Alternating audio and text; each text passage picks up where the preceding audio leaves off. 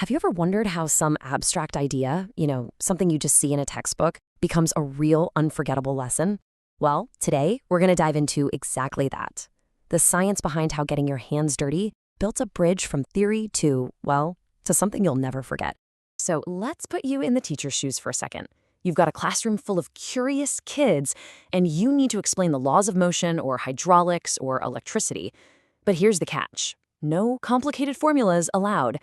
How in the world do you make these invisible forces feel real? The answer, it turns out, is pretty simple. A great teacher doesn't just hand over the answer. Nope. They guide their students, give them the tools, and then create the space for them to discover the principles all on their own. And that is where the real learning sticks. Not by just memorizing stuff, but by actually creating understanding. Okay, let's start with things we can actually see and touch. Simple machines. They're literally the building blocks of our entire mechanical world.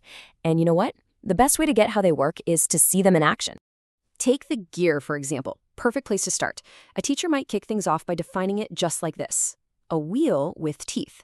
But when a student actually puts together their first car model, they aren't just learning a definition. They're discovering for themselves how this one simple part is the absolute key to making their creation come alive. And this is where that aha moment happens. So the student connects a small, fast-spinning gear to a larger one. They watch, and they see the big gear turn slowly, but with more power, and in the opposite direction. In that one instant, ideas like speed and torque, which is really just turning force, they stop being words on a page. They become a real, visible system that they built. Next up, the pulley. Now, a teacher can use a model like this formula car to show something really important. Pulleys don't create energy, they just redirect it. The student can see how a motor spinning one wheel can use a simple belt to make a totally different wheel spin just as powerfully. They're learning a principle that runs everything from car engines to giant elevators. All right, next we're going to tackle forces we can't always see, like the pressure in liquids and air. And this is where these hands-on models go from just being cool to being, honestly, mind-blowing, because they make the invisible visible. So the official lesson starts right here with Pascal's principle. The teacher lays out this law, a basic rule for how fluids work. But on its own, it's kind of abstract, right? So what happens when a student actually gets to test it out? This is where the magic happens. With an excavator model, a student gives a little push on a small syringe filled with water. It feels like nothing, but at the other end of the tube, wow, the excavator's huge arm lifts up with some serious force. They are physically feeling force multiplication. They've just proved Pascal's principle without a single equation. But the learning goes even deeper. The teacher then says, okay, now try it with air.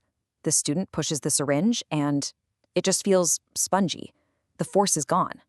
They switch back to water and bam, the power's back. In that moment, they've just discovered the concept of compressibility. They can feel why water is the key to hydraulics. Because it doesn't compress, it transmits force perfectly. And with something like a propeller car, the lesson suddenly expands through time. A teacher can connect that little spinning propeller to Newton's third law. The propeller pushes air back, so the air pushes the car forward. But they can also connect it to this deep, incredible history of human invention, from Archimedes all the way to Da Vinci. Suddenly, the student's little project is part of this grand story of flight and motion.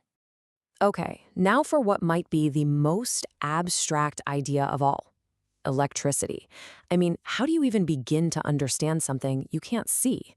Well, we're going to follow the journey all the way from an ancient Greek observation, rubbing amber, to lighting up a bulb right here and now. First things first, the teacher lays the groundwork with a simple, clear definition. See, electricity isn't some weird magic. It's just the movement of these super tiny particles called electrons. That right there demystifies the whole thing and gives the student a picture in their head to work with.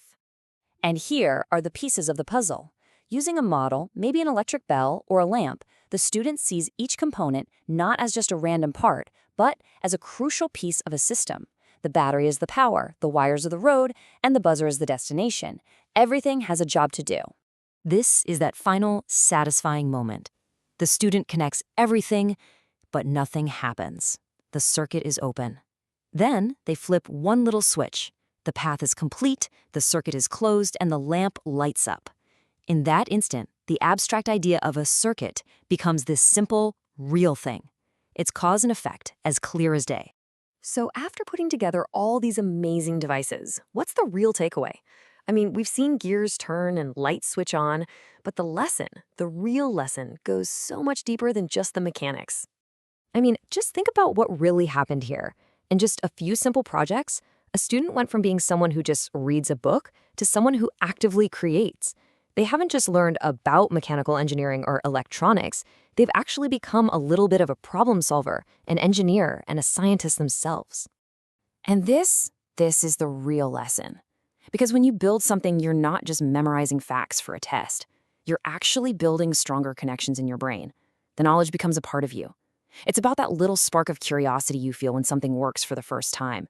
It's the confidence you get from making something with your own two hands. It's about looking at the world around you and seeing not just stuff, but the beautiful invisible rules that make it all work. So we'll just leave you with this thought.